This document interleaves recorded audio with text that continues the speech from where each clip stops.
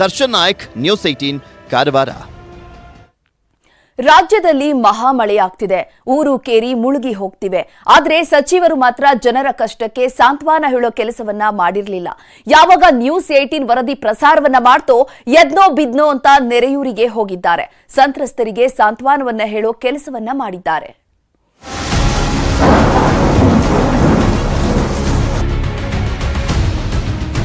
ರಾಜ್ಯದಲ್ಲಿ ಮಹಾಮಳೆ ಶುರುವಾಗಿ 1 ವಾರವೇ ಕಳೆದೋಯ್ತು. ಮಲಗಿದ್ದವರು ಮಲಗಿದ್ದಲ್ಲೇ ಪ್ರಾಣ ಬಿಟ್ರು. ನೀರಲ್ಲಿ ಕೊಚ್ಚಿ ಹೋದವರು ಜೀವಂತ ಜಲಸಮಾಧಿಯಾದ್ರು. ಪುನರ್ವಸು ಪ್ರವಾಹವೇ ಅಬ್ಬರಿಸುತ್ತಿದ್ರು. ಉಸ್ತುವಾರಿ ಸಚಿವರು ಮಾತ್ರ ಬೆಂಗಳೂರು ಬಿಟ್ಟು ಕದಲಿರಲಿಲ್ಲ.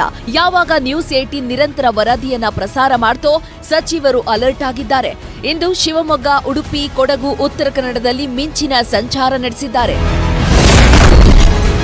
ಕೊಡಗು ಜಿಲ್ಲೆಯಲ್ಲಿ ಬೋಸರಾಜ್ ಸಂಚಾರ. ಕೊಡಗು ಜಿಲ್ಲೆಯಲ್ಲಿ ಬಿಟ್ಟು ಬಿಡದೆ ಸುರಿಯುತ್ತಿರೋ ಮಹಾಮಳೆ ಜಲಪ್ರಳಯವನ್ನೇ ಸೃಷ್ಟಿಸುತ್ತಿದೆ.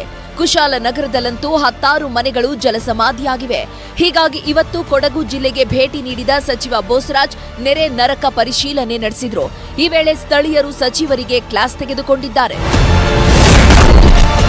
ಬೈಂದೂರಿಗೆ ಹೆಬ್ಬಾಳ್ಕರ್ ಭೇಟಿ, ಸ್ಥಳೀಯರ ಆಕ್ರೋಶ. ಉಡುಪಿಯ ಬೈಂದೂರಿಗೆ ಭೇಟಿ ನೀಡಿದ್ದ ಉಸ್ತುವಾರಿ ಸಚಿವೆ ಲಕ್ಷ್ಮೀ ಹೆಬ್ಬಾಳ್ಕರ್ ಸೋಮೇಶ್ವರ ಗುಡ್ಡ ಕುಸಿತದ ಸ್ಥಳಕ್ಕೆ ಭೇಟಿ ನೀಡಬೇಕಿತ್ತು. ಆದರೆ ಕಡಲ ತೀರ ಪ್ರದೇಶದಲ್ಲೇ ನಿಂತು ವಾಪಸ್ ಹೋಗಿದ್ದಕ್ಕೆ ಸ್ಥಳೀಯರು ಆಕ್ರೋಶ ವ್ಯಕ್ತಪಡಿಸಿದ್ದಾರೆ. ಕಳೆದ 4 ದಿನಗಳಿಂದ ಮೇಲಿಂದ ಮೇಲೆ ಸೋಮೇಶ್ವರ ಗುಡ್ಡ ಕುಸಿಯುತ್ತಿದ್ದು ಜನ ನರಕ ಅನುಭವಿಸುತ್ತಿದ್ದಾರೆ. ಶಿವಮೊಗ್ಗದಲ್ಲಿ ಮಧು ಬಂಗಾರಪ್ಪ ನೆರೆ ಪರಿಶೀಲನೆ. ಶಿವಮೊಗ್ಗ ಜಿಲ್ಲೆಯಲ್ಲೂ ಬಿಟ್ಟು ಬಿಡದೆ ಮಹಾಮಳೆ ಸುರಿಯುತ್ತಿದೆ. ನೆರೆಯ ಹೊಡೆತಕ್ಕೆ ಹಲವು ಗ್ರಾಮಗಳೇ ಮುಳುಗಿ ಹೋಗಿವೆ. ಹೀಗಾಗಿ ಸಾಗರ ತಾಲೂಕಿನ ಕಾನಲೆ ಗ್ರಾಮಕ್ಕೆ ಭೇಟಿ ನೀಡಿದ ಮಧು ಬಂಗಾರಪ್ಪ ನೆರೆ ಪರಿಶೀಲನೆ ನಡೆಸಿದ್ರು. ಮನೆ ಕಳ್ಕೊಂಡವರಿಗೆ ವೈಯಕ್ತಿಕವಾಗಿ 5,000 ಪರಿಹಾರ ನೀಡಿದ್ದು ಸರ್ಕಾರದಿಂದಲೂ ಹಣ ಕೊಡಿಸೋ ಭರವಸೆ ನೀಡಿದ್ದಾರೆ. ದಿನೇಶ್ ಗುಂಡೂರಾವ್ ನೆರೆ ಪ್ರವಾಸ ರದ್ದು.